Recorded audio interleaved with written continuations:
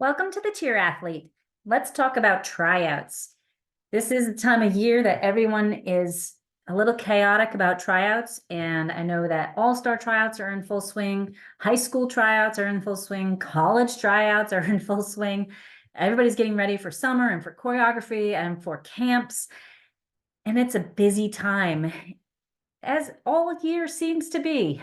Uh, so I want to talk and share a little bit my experience with tryouts and what I remember as a coach and as a cheerleader, and maybe hopefully give you some advice for how to talk to your kids when things don't go as planned for tryouts.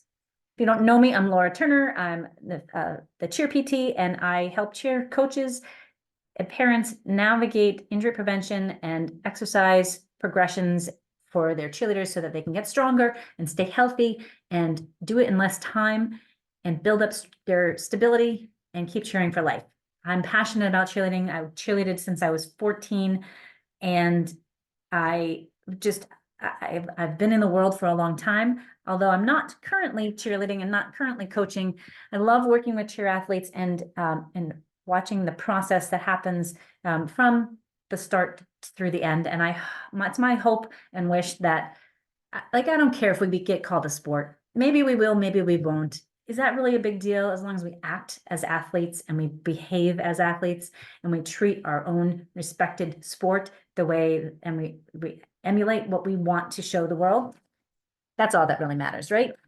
At least in my opinion. So I remember my very first tryout in the gym of the high school. I went to Bethlehem Central High School in Del Mar, New York. It was a very long time ago. And I did it kind of on a whim. I wasn't really sure this is what I wanted to do. I had no cheerleading background. My sister had started cheering. She's 4 years younger than me. She had started cheering the year before for Pop Warner. And I was like, oh, that's kind of cool. I like that. And let's see if I can do it too. I love to dance. And, I liked being at games. And so I learned the dance and I learned the cheers. My jumps were horrific, and they were through the end of my career.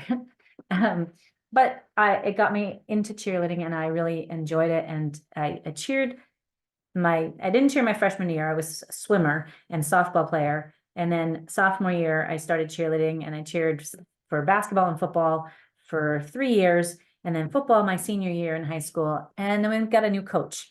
And she was an excellent coach. But I didn't put the effort in, and I didn't learn the material enough. And I still had that shyness that I couldn't just be there in front of everybody, and put on really be a cheerleader. And she was expecting more skills, and she took the team, like really progressed the team to another level. So I didn't make the team. So my senior year in high school, I was devastated. I can remember looking at we posted, handwritten note, your name on the gym wall. My name wasn't there, and I just remember walking away feeling like I got punched in the gut. And man, I was so sad. And it took a while to get over that. My poor boyfriend and friends at the time really probably struggled to keep me moving forward. I have a pretty good rebounding system. Soon after, I was like, well, I'm going to go to the games, and I'm going to support my friends that are still cheering and watch them. And I can't remember their routine, but I remember the song that they danced to that basketball season. And I was like, wow, that's amazing. It was like that much more advanced. It was fun. It was transitional. And I loved the music. And because it was a song from the Purple Rain soundtrack. So, and I think that was really good for me because I still had my friends on the team. I still stayed in contact with them. I was able to be friendly with the coach. Although I wasn't really part of the team, I still felt involved in the school. And that was what was most important. Flash forward, I go through freshman year in college. A friend of mine in my dorm was like, come try out for cheer. We need more, it's a co-ed team. We need more cheerleaders. So I did, never thinking I would make it because I had never done any co-ed stunting. We did have guys my senior year of football, we did shoulder sits. But they were there to yell and be at the game. But we didn't really do any like real stunting at that time. So yeah, in college, that was my first foray into partner stunting and flying, learning a toss chair. We had to do a toss chair and a Purdue up to shoulder stand at that time. And surprise, I made it for football. So all summer long, like that was so exciting. The downside was, like I was living at home the summer after my freshman year. I went to school in Boston. I grew up in outside of Albany, New York, in Delmar, and I was working full time there. But we would have practices on the weekend. So every weekend, I would come back to Boston, go through practice, stay over with the team, and then go home and work through the week. And then I came back and it was my first trip to cheer camp. And we took a bus trip down to Virginia Tech for camp. And man, it was so fun. I have great memories of that and how much I learned and how much we progressed.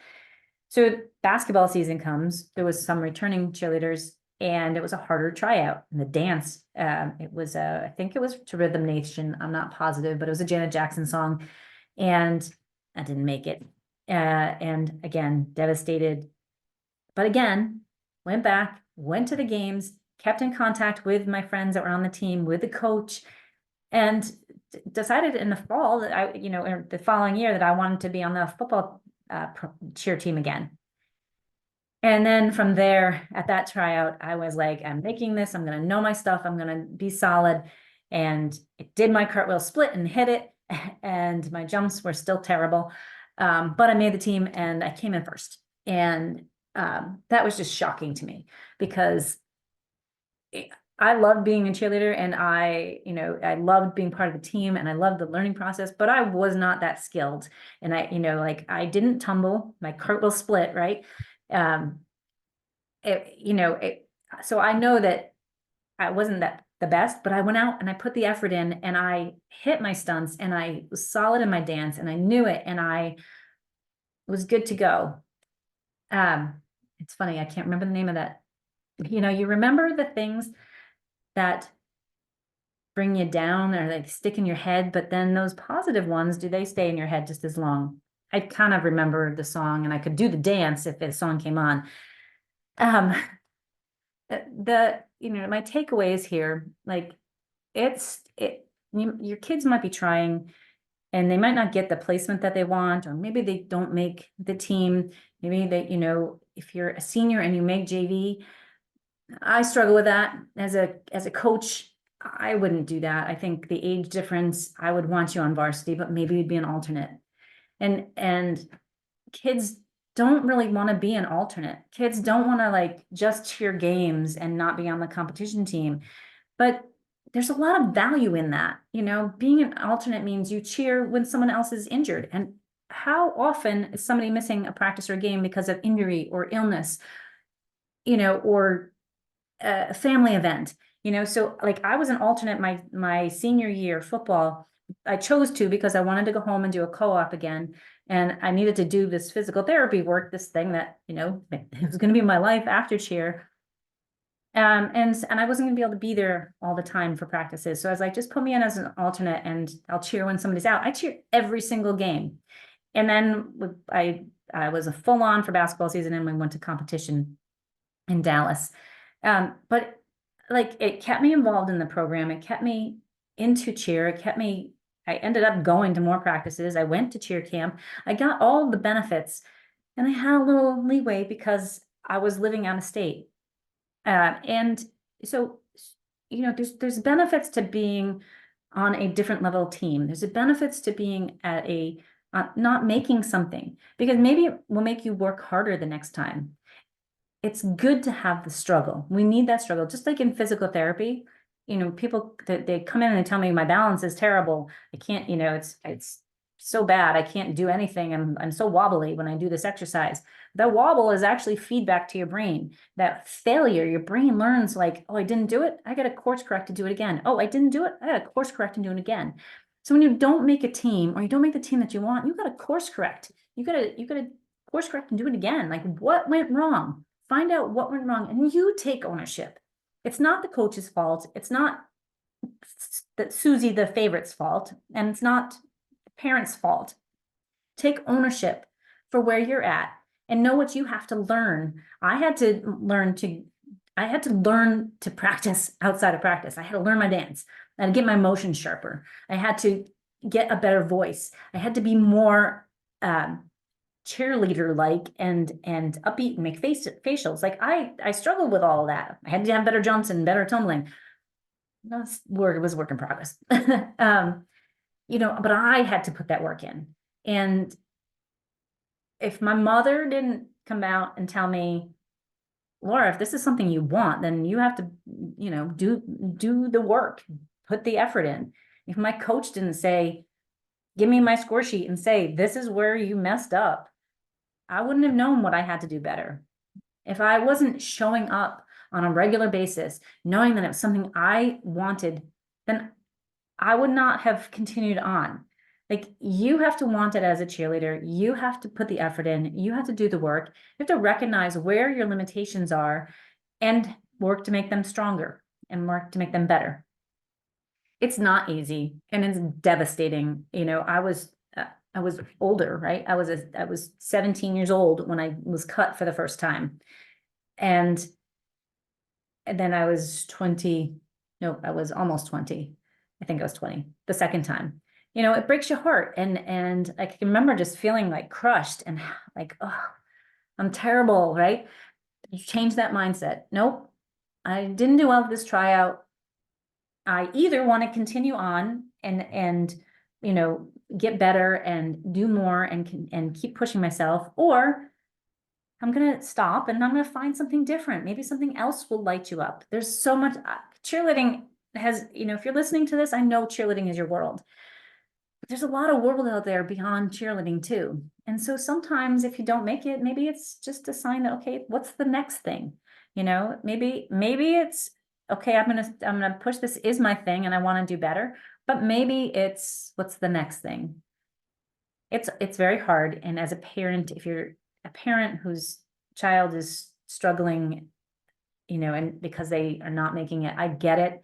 It's, you just want to hold them and make them, feel better and, take away their pain.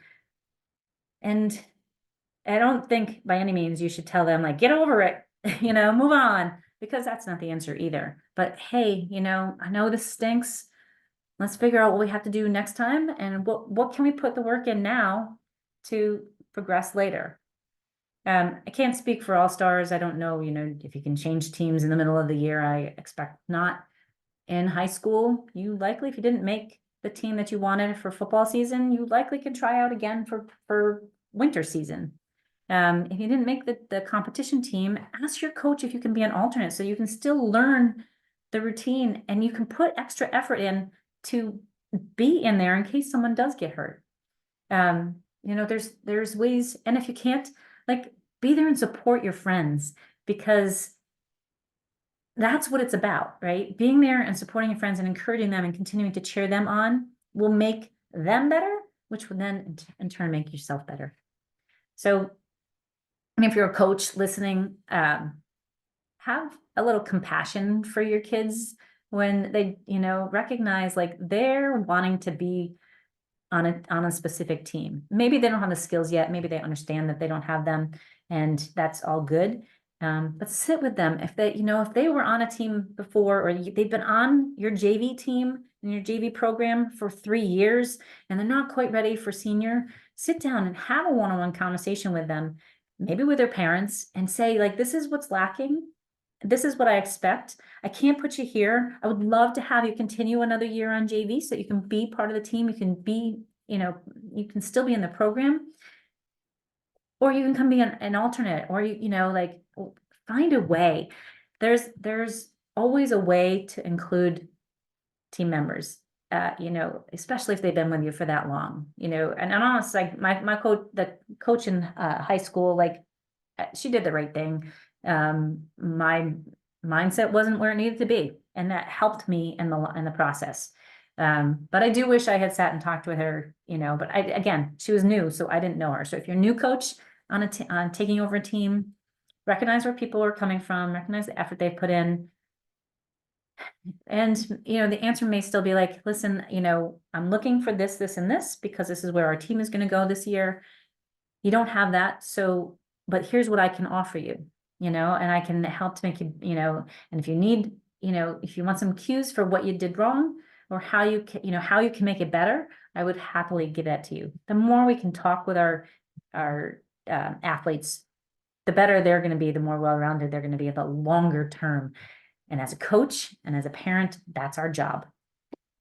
There's my preach for the day. If you are interested in working with me, you can find all of the links of everything in the link in the show notes below, ltthecheerpt.com. I have some free giveaways to learn how to, whether you should stretch or strengthen, how to be a better flyer. There's a lot of other freebies in there. And if you want to schedule a call and do a movement assessment to see what's lacking in your strength and your mobility, and see if it's something that I can help you with, I'm happy to do that. And you just have to reach out and send me an email, and that will be in the show notes as well. I appreciate your listening to me. Thank you so much. Let's support our cheerleaders in this challenging time for them when they're stressing out about tryouts. And if you're a cheerleader listening to this, you got this. If you don't make where you want, put the effort in, you will have this, and there is something on the other side of it that's probably bigger and better.